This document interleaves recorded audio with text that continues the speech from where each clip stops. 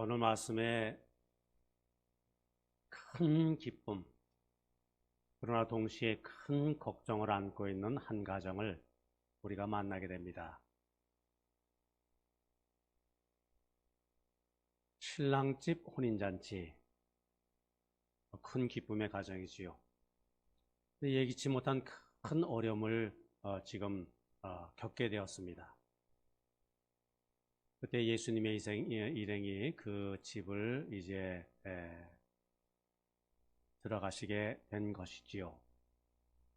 이스라엘 풍습은 결혼식을 올리면은 신랑 집에서 한 주간 동안 그런 큰 결혼 잔치를 하는데, 아마도 그 끝날 정도의 그 전후의 어떤 시점이 아니었는가 이렇게 생각이 됩니다만은, 자, 이 잔치집에는 예상보다 손님이 더 많이 왔습니다. 그래서 준비한 포도주가 떨어졌습니다. 시편 104편 15절 말씀 보면은 포도주는 사람의 마음을 기쁘게 하고 기름은 사람의 얼굴을 윤택하게 하며 곡식은 사람의 마음에 힘을 북돋아 준다. 이런 말씀이 있습니다만은, 자, 그래서 다른 준비는 못해도 포도주만은 그 한 주일 계속되는 잔치에 넉넉하도록 준비를 해서 손님을 대접하는 것이 그 당시의 풍습이었는데, 자, 이 기쁨의 혼인잔치에 그만 꼭 있어야 할 포도주가 떨어져서 아주 큰 걱정을 하게 된 것이지요. 가나의 혼인잔치, 우리가 흔히 그렇게 말하지 않습니까? 가나라는 그 지역은, 그 동네 아주 작은 마을입니다. 그러므로 이제 급하게 집 밖에 나가서 가게를 찾아서 얼른 그 사올 형편이 되지가 않습니다. 아마도 혹은 이 집 주인이 너무나 가난했기 때문에 그 이미 준비했던 포도주가 최선을 다한 것이고요, 더 살만한 능력이 없었는지도 모릅니다. 자, 그래서 잔치집의 기쁨이 사라졌습니다. 걱정이 앞섭니다. 염려가 됩니다. 그런데 그 잔치집에 큰 변화가 있었지요. 기적이 일어난 겁니다. 그 기적은 예수님께서 그 집에 오셨기 때문에 이루어졌습니다. 자, 예수님, 물로 포도주를 만드셨죠? 물을 담았던 항아리 6개, 아주 향기로운 그 달콤한 향기가 풍겨나는 최고급 포도주용으로 바뀌었습니다. 어찌 보면 이 잔치집은 마치 오늘을 살아가는 우리 사회의 모습과 흡사하다, 이렇게 비유를 해볼 수가 있습니다. 자, 마치 기대와 희망 속에서 내일을 열어가던 우리들의 생활이 갑자기 예기치 않게 한숨, 걱정, 염려의 골짜기를 걸어가는 것과 같은 그러한 상황, 그것과 비슷합니다. 이 가나 잔치집이 예기치 못한 일에 당황했듯이 오늘 우리들도 전혀 생각지도 못하고 예기치지도 못했던 여러 과제 앞에 우리가 참 힘들게 걱정 가운데 그렇게 살아갑니다. 우리 건강에 있어서나 또는 사업에 있어서나 가정에서 예기치 못한 일을 겪으면서, 무엇보다도 이 코로나 전염병, 그런 일을 겪으면서 2021년 10월까지 여기까지 우리가 달려왔습니다. 한 가지 분명한 것은, 그러나 가나 잔치집에 예수님이 오셔서 문제를 해결해 주신 것 같이 오늘 우리의 삶 속에, 우리의 가정에, 우리의 일터에 예수님이 찾아오실 때, 그리고 우리가 마음의 문을 활짝 열어서 그 예수님을 모셔드릴 때 문제는 해결이 되고 슬픔이 기쁨이 되고 염려, 근심, 걱정이 즐거움으로 변하게 될 줄 믿습니다. 우리 기독교는 잔치의 종교입니다. 기쁨의 종교입니다. 물론 우리가 신앙생활 하다 보면은 금식을 해야 될 때도 있습니다. 정말 죄를 뒤집어 쓰고 통에 잡아야 하는 것과 같은 그런 큰 회개를 해야 할 때도 있습니다. 금욕적인 생활이 꼭 필요할 때도 있습니다. 그러나 본질적으로 우리 기독교는 기쁨의 종교다. 잔치의 종교다. 왜? 우리는 우리의 삶을 풍성하게 해주시는 하나님을 믿는 종교이기 때문이지요. 만유의 창조자, 주관자, 다스리시고 선한 것으로 자기 자녀들에게 채워주시길 기뻐하시는 그 하나님을 믿는 종교이기 때문에. 그리고 이 기쁨은 바로 예수 그리스도를 모실 때 완성이 되기 때문에. 자, 우리 기독교가 기쁨의 종교인 까닭은 몇 가지 생각을 해봅니다. 첫째로, 기독교는 역사 속의 종교이기 때문입니다. 무슨 말일까요? 하나님은 우리 동해에서 말하는 옥황상제 같은 분이 아닙니다. 옥황상제 어디에 있습니까? 높고 높은 하늘 보좌에, 하늘 위에 있으면서 보좌에 앉아서 이 땅을 내려다보면서 인생 사는 모습을 이렇게 살펴보는 그런 옥황상제. 하나님은 결코 그런 분이 아니십니다.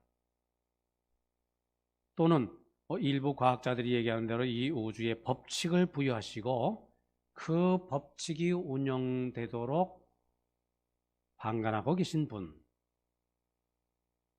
그런 분이 아닙니다. 하나님은 우리 인간 역사의 한복판에 찾아오시는 분이시고 나의 삶, 우리의 문제, 우리의 삶의 과제와 우리와 더불어 함께 씨름하시는 분, 성경 그 하나님을 우리에게 소개를 하고 있죠. 예수님도 마찬가지입니다. 예수님 깊은 산속에 들어가셔서 기도만 하셨습니까? 이 세상을 내려다보시면서 고귀한 깨달음만 전하는 그런 도사, 성자 같은 분입니까? 아니지요. 우리 속에 찾아오셔서 우리와 함께 웃으시고 함께 울으시고 우리의 생활과 삶을 함께 나누시는 분, 우리와 함께 고민하시고 아파하시고 탄식하시고, 그래서 인간 세상의 모든 문제, 갈등, 고민 함께 나누시고 또 해결해 주시는 분. 사실 우리가 생각해 보면 사람들이 이루는 이 세상에는 많은 문제가 있습니다. 많은 어려움이 있지요. 우리가 해결해 나가야, 풀어나가야 할 많은 문제들이 있습니다. 그런데 한편 우리가 또 생각을 좀 바꿔서 깊이 좀 생각을 해보면은, 오늘 우리들이 살아가면서 겪는 크고 작은 문제 속에 지낸다고 하는 것은 어찌 보면은 역설적으로 보면 그 자체가 은혜요 축복이 될 수가 있습니다. 만일 우리의 삶 속에 문제가 없다면 어떻게 될까요? 사람들은 착각에 빠질지 모릅니다. 마치 자기가 신이라도 된 것이냐 그렇게 착각하며 교만한 모습으로 살 수가 있을지도 모릅니다. 근데 우리가 어려운 일에 부딪힐 때마다 인간의 한계를 느끼고 그리고 부족함을 인정하면서 그리고 하나님을 찾게 된다고 하는 것, 이거 얼마나 소중한 일인지 모릅니다. 얼마나 귀한 일인지 모르지요. 우리는 문제를 통해서 하나님 앞에 나아갑니다. 우리를 도우실 하나님을 어려움 속에서 바라보게 되는 것이지요. 그렇다면 문제가 있는 것이 축복이란 말입니다. 어떤 어려움이 우리를 하나님 앞으로 인도해서 하나님을 더 붙들게 만든다면 오히려 우리의 약함이 은혜의 통로가 될 수가 있는 것이지요. 자, 문제는 이 문제의 해결을 위해서 무엇을 어떻게 해야 하는가 하는 점입니다. 예수님의 어머니 마리아는 이 잔치집의 문제를 알았습니다. 나아가서 그 문제 해결 방도까지도 아셨죠. 마리아는 문제를 딴 곳에서 해결하려고 들질 않았습니다. 그 문제를 예수님께로 가져갔습니다. 참 중요한 이야기입니다. 예수님이 포도주를 갖고 계셨습니까? 아니면 포도주를 살 수 있는 돈을 갖고 계셨습니까? 그건 아니지요. 그러면은 이 문제를 예수님께 의논 드리나마나 한 일이지요. 예를 들어서 무슨 진리의 말씀이라든지 성경에 대한 지식이라든지 하면 몰라도 지금 포도주가 문제입니다. 예수님하고 직접 관계는 없어 보입니다. 그러나 그럼에도 불구하고 예수님은 마리아는 그 문제를 예수님께로 가지고 오지요. 우리 이 점을 깊이 좀 생각을 해봐야 합니다. 흔히 그렇게 보는 문제입니다만은 사람들은 너무 똑똑해서 기도를 하지 않습니다. 아니, 이런 나의 개인적인 사소한 문제를 어떻게 기도할 수가 있지? 평소에 나는 그저 내 멋대로 내가 이렇게 살아갔는데 문제가 있다고 어떻게 뻔뻔하게 그 문제를 안고 나와 기도를 할 수 있어? 그런 분도 계시고요. 어떤 분은 지금 내가 겪는 이 어려움은 하나님도 어찌하실 수가 없어.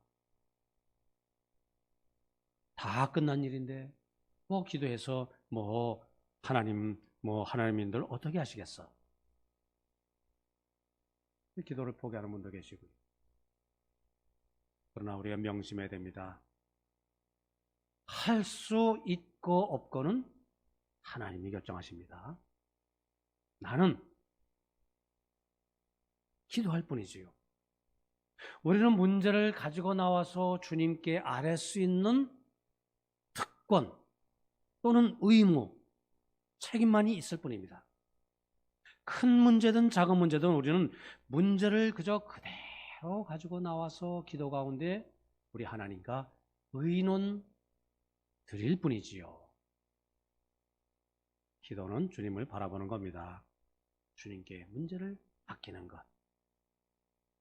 그러면 내가 생각했던 것보다 더 좋은 때에 더 선한 방법으로 응답해 주시는 것을 믿는 믿음이 우리의 돈보다 귀한 믿음인 것이지요. 자, 우리 기독교는 역사 속의 종교라. 예수님은 문제를 안고 씨름하는 우리의 삶 속에 찾아오시는 분이시다. 그리고 그 문제를 해결해서 걱정을 기쁨으로, 어둠을 빛으로, 염려를 즐거움으로 바꿔주시는 분.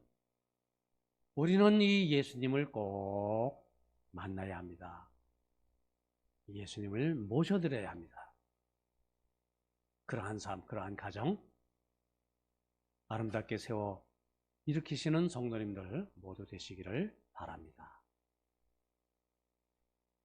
둘째, 기독교는 우리가 기쁨의 종교인 까닭은 변화를 일으키는 종교이기 때문에, 기독교는 물이 변해서 포도주가 되는 종교. 그러게 예수님이 공급해 주시는 포도주는 포도로 담근 포도주가 아닙니다. 예수님의 말씀에 의해서 돌 항아리에 부어진 물이 변해서 포도주가 된 것이죠. 그 변화는 양적인 변화가 아니라 질적인 변화다. 좀 어려운 말로 물리적인 변화가 아니라 화학적인 변화다. 그러니까 본질적인 변화라는 것이지요. 그리고 이 기적은 그래서 신령한 의미까지도 그 안에 담겨 있습니다.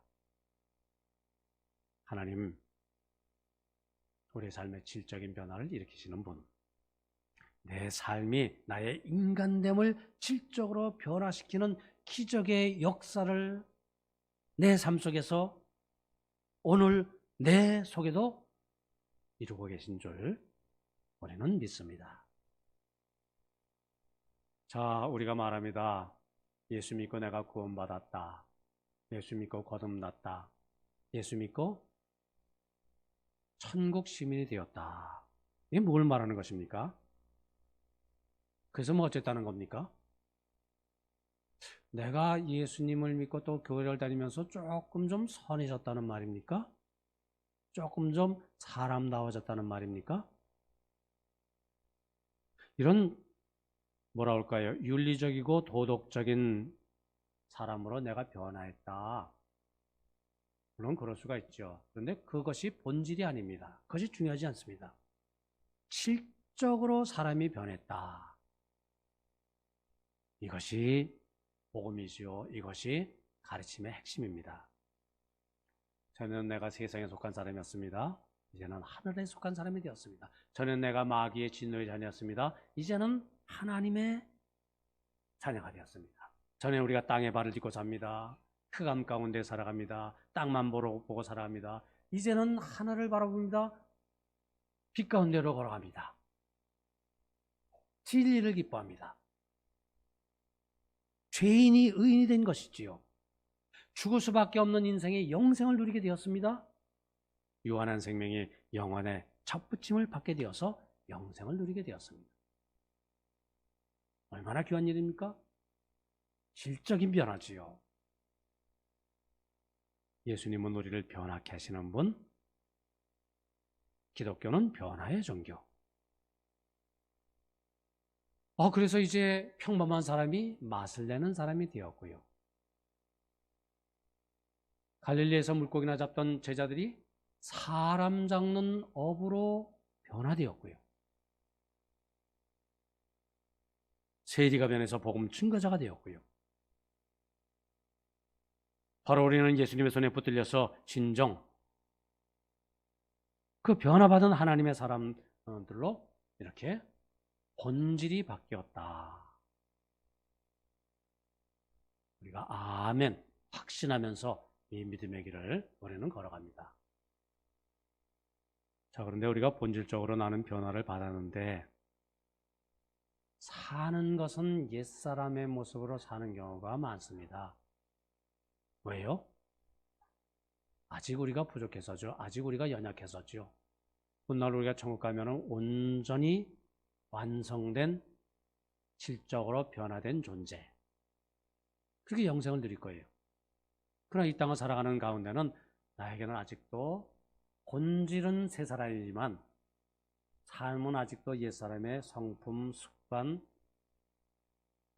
그 특성이 아직도 남아있지요. 이것 우리가 부지런히 벗어버리려고, 그것을 뛰어넘으려고 살려고 하는 신앙의 열심, 노력, 우리가 이것 결코 소홀히 할 수 없습니다. 그것을 소홀히 하는 것은 결코 바람직한 일이 될 수가 없습니다. 나는 질적으로 변화받은 존재다. 이 믿음의 확신은 나의 삶도 질적으로 변화시켜 나가려는 나의 노력을 내가 그 일을 힘쓰도록 나를 그렇게 이끕니다. 어제보다 오늘, 오늘보다 내일 이렇게 삶에 변화가 있으시는 우리 성도님 다 계시기를 바랍니다. 셋째, 기독교가 기쁨의 종교인 까닭은 맛을 더해주는 종교이기 때문에. 자, 예수님 만들어주신 그 포도주를 둘러싸고 신랑과 손님들 사이에 주고받는 대화는 우리 기독교의 비밀을 우리로 하여금 알게 하는데 큰 도움이 됩니다. 세상의 관습 일반적으로는 보통 처음에 좋은 것을 내놔요. 그리고 점점 흥이 나면은 공급되는 음식의 질이 떨어집니다. 그래서 더러는 흥이 깨지고 마는 그런 경우도 있습니다. 세상 일들은 웃고 시작을 했는데 별 재미를 못 보고 끝나는 것도 많습니다. 희망으로 시작됐다가 절망으로 끝나는 경우, 기쁨으로 시작했다가 싸움으로 끝나는 경우. 그래서 이런 인생의 모습을 깨달은 지혜자들은 일장춘몽, 이제 인생이다, 그죠? 봄날 잠깐 꾸는 꿈과 같이 뭐 그냥 그렇게 그냥 지나가는 것일 뿐이다. 이런 말로 우리가 이 세상의 정체를 밝히 보여준다라고 생각을 합니다만은, 어찌 보면 이것은 사탄의 역사입니다. 사탄은 어떻습니까? 언제나 맛있는 것으로 우리를 유혹을 해요. 자, 그러다가 유혹하고 깨어서는 마지막에는 가장 쓰라린 고통을 우리에게 줍니다. 그 종으로 우리를 만들어 버리지요. 하지만 예수님 중심이 되는 우리 기독교는 처음에는 맛을 잘 모르겠는데 몸이 건조한 것 같지만은, 그러나 세월이 지날수록 이렇게 깊은 맛이 있구나, 이렇게 향기롭구나. 세월이 더하면 더할수록 그 참가치가 빛나고요, 맛을 보면 볼수록 맛의 그 깊이가 점점 더해집니다. 길수록 갈수록 좋고 갈수록 은혜스러워지고, 기독교는 절망 속에서 희망을 주는 종교, 십자가의 처절함 속에서도 부활의 승리를 안겨주는 종교. 얼마나 귀하고 복됩니까? 자, 말씀을 정리합니다. 우리 그리스도인들은 신앙생활하면서 세상에 믿지 않는 사람들과 다른 점이 분명히 있어야지요. 차이가 뭘까요? 믿는 사람과 믿지 않는 사람의 차이. 그 중에 하나는 생활 자세가 다르다는 것. 그러니까 우리 그리스도인은 기쁨의 삶을 산다는 것. 나의 삶의 모습, 나의 삶의 환경, 나의 주위의 여건이 어떤에도 불구하고 하나님 주시는 하늘로서 내려오는 그 평강을 잃지 않고 놓치지 않고 나를 기쁨으로 세워나간다고 하는 것. 제 본질적인 차이지요. 어떤 사람이 하나님을 잘 믿는 사람일까? 여러 가지 우리가 말할 수 있습니다. 다른 사람보다 좀 신실한 사람, 바르게 살기에 힘쓰는 사람, 기도 열심히 하고 성경도 열심히 이렇게 보는 사람, 남을 섬기기를 잘하고 교회를 위해서 또 수고하기 애쓰는 사람, 등등 우리가 여러 말을 할 수가 있습니다만은, 그러나 중요한 것은, 본질적인 것은 그 마음에 얼마나 기쁨을 안고 사는가. 믿음의 사람, 결코 그 기쁨, 주님 주시는 기쁨을 놓칠 수가 없죠. 빼앗길 수가 없습니다. 우리가 아무리 귀한 일을 한다 할지라도 기쁨이 없다면 그 일이 바람직한 일이다, 보람된 일이다 이렇게 말할 수가 없지요.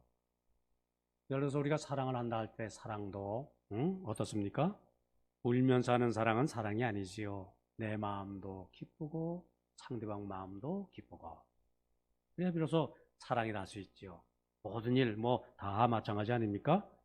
기쁨 없이 하는 일은 무의미합니다. 의미가 없어요. 그리고 허무할 뿐이에요. 아무리 남을 위해서 헌신하고 봉사한다 할지라도, 아무리 내가 교회를 위해서 이런다 할지라도, 주님을 위해 이런다 할지라도 기쁨이 없으면은 허망할 따름입니다. 우리 모든 생활 속에서 그리스도인만이 누리는 특징은 기쁨이다. 신령한 기쁨이다. 가장 영적인 삶은 영적인 기쁨을 간직한 삶이다. 물론 말씀드린 때에 따라서 우리가 살다 보면 통해자복할 때도 필요하고요. 정말 뼈를 깎는 듯한 그러한 참회 자세도 필요하고요. 금식, 어려운 처리하기도 때로 따선 필요할 수가 있습니다만은, 그러나 근본은 즐거움이라 또 기쁨이라. 그래서 성경은 성령의 열매, 기쁨을 말하고 있지 않습니까? 성령 충만한 사람이 맺는 열매, 9가지 열매 중에 하나가 뭐라고요? 기쁨. 그리고 로마서 14장 17절 말씀 보면은 하나님의 나라는 먹고 마시는 것이 아니요 오직 성령 안에 있는 3가지 의와 평강과 희락이 뭐죠? 기쁨이니라. 이렇게 말씀하고 있죠. 자, 예수님께서는 우리를 주님의 기적 안으로 이끄십니다. 기적의 내용은 뭐라고요? 기쁨. 살아있는 주님을 믿는 이 믿음 안에서 하늘로서 나리는 그 기쁨을 회복하시고 그 신앙의 즐거움 속에서 이 세상의 어려운, 무거운, 이 답답한 이 현실을 잘 이겨나가시고요. 그리고 나아가서 이 기쁨을 이웃과 나누면서 전하면서 사시는 우리 성도님들 모두 되시기를 바랍니다.